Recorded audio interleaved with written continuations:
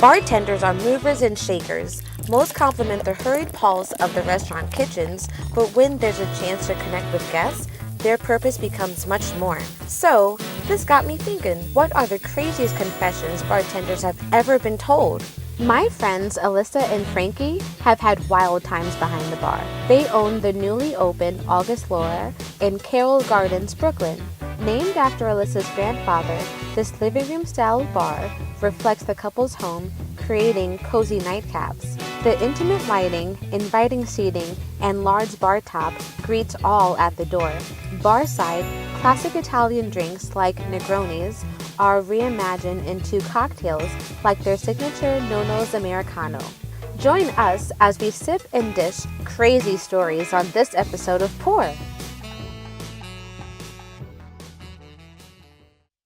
Hey, I'm Candace, a food blogger and thirsty gal here in New York City. I'm at August Laura in Carroll Gardens, Brooklyn. Let's go meet with Alyssa and Frankie, the owners, and see what they're pouring up today. Alyssa, I am so excited to hang out with you today and to feature August Laura. We're so happy to have you here. Oh my gosh, thank you.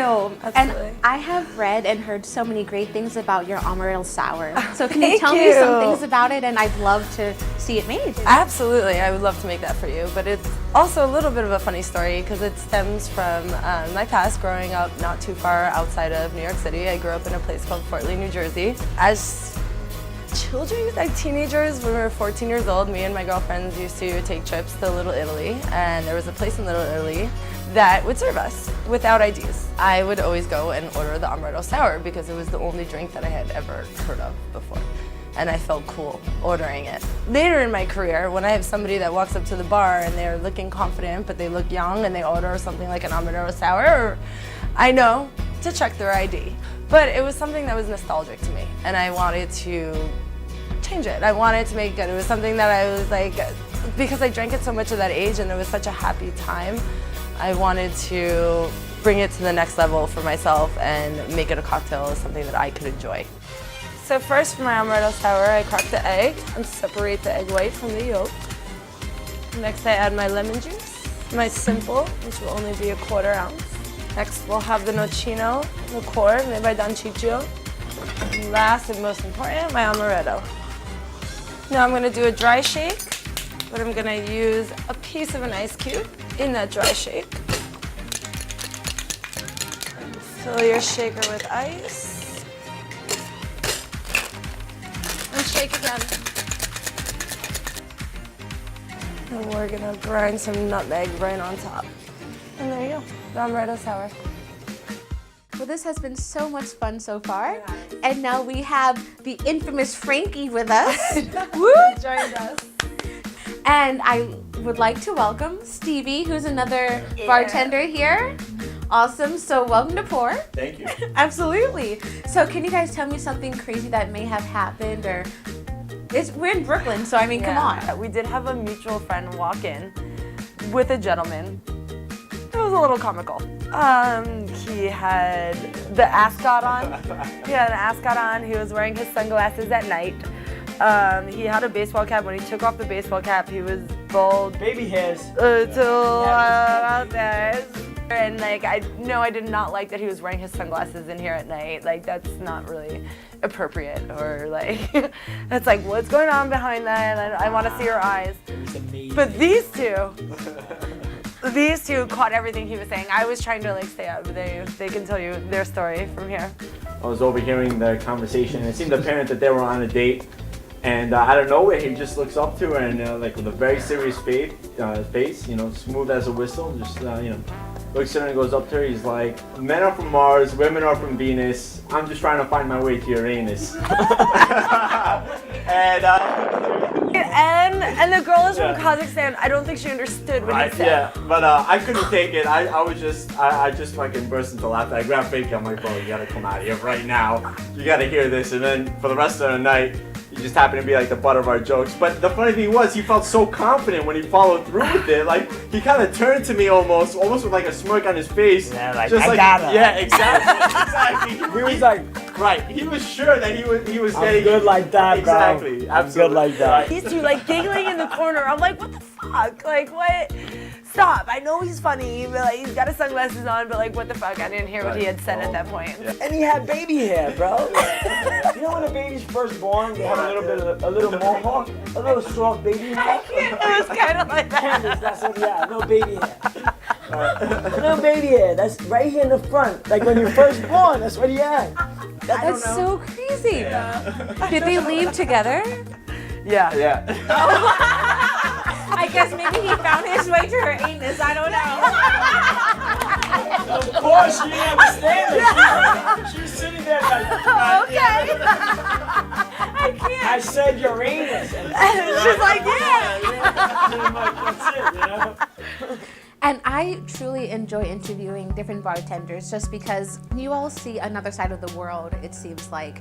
What about Death and Co, the guy that just got out of jail? That's a good story. Perfect story, Death and Co. No. This is when I first became the general manager of Death and Co. And already the staff is a little bit shaky about me being the GM because I was a doorman before that. But I had already bartended 20 years, so I had 20 years of this business under my belt before I came to this whole thing. Typical night where we hold the door, we don't let anybody stand, this is not that kind of place. We happen to let a gentleman in who should not be in there because he's looking for a dive bar, he just wants a shot, he wants a beer, he wants a place where he can vent. I'm sitting in my office and my server comes down and she goes, "Oh my God, Frankie, you have to come upstairs right now, right now." I was like, "What's wrong?" She goes, "There's a crazy guy upstairs. He won't sit down. He doesn't know what we're about. He's fucking pissed off that we don't give him a shot and a beer." There's a guy about 6'7" there, big guy, about up to like his, maybe close to his shoulder. When I approach him and I'm like, "Buddy, what's wrong? What's wrong?" And he goes, "What the fuck? They don't let me sit down. They don't want me to stand. They don't give me this. What the hell is going on?" And I was like, "Buddy, I'm sorry. What can I do to make this better?" He goes, "All I want is a fucking shot." And I was like, "Well then, let's take a walk. Go down to a place called Cherry Tavern, which is a dive bar right next to us. We sit there for 3 The oldest dive hours. bars in the city. 3 hours. Me and this gentleman who I just discovered got out of fucking prison About an hour ago. about 2 hours beforehand and just wanted a fucking beer and somebody to listen to his stories about jail and about how he wants to kill the world and everybody around him. And by the time we left there, he didn't want to kill anybody. He just wanted to love everyone, have shots with everybody, and drink beer with everybody. By the end of the whole conversation. You saved the world, Frankie. No, but you know what? I actually kept him out of jail that night. Oh, wow. He was like on a road to like, I want to go back to jail because nobody wants to listen to me. It was And I just sat looking there for with him the and I slightest chatted bit of with him for 3 compassion, a hours beer, and I and a listened to shot. his fucking story. Yeah. And it kept him out of jail that night and it kept him from killing somebody. Sorry. It's okay, baby. It kept him from killing somebody that night. You cannot learn what we do. No. The way we can treat people, the way we react to the way certain people behave. You can't teach that. It's something that has to be embedded you know in it, and this is what you're meant to do, or you shouldn't be doing this business because a majority of the time it's a fucking headache. Yep. It's a goddamn headache, but you know what? It is. I'm not gonna lie, it's a fucking nightmare. Everybody think, oh, open a bar, we get to drink all day, we get to have a good fucking time. No, it's not about, yeah, we get to drink, we get to get drunk, we get to do all that too, but It's still a business at the end of the day. it's still a fucking hard And a business. lot of people come to It's you hard. as a refuge. You know, they want to escape their problems. They don't care about your problems. They don't Exactly. care what's going on in your life. Like, and you have to accept that and acknowledge that because that's what And hospitality that's is. what we're about. So thank you so much, Stevie, Alyssa, Frankie. Thank you so much. I think that we should definitely cheers to that. Thank you. We definitely Cheers, need my to boy Dax. That's my boy Dax. cheers to that. I remember Dax.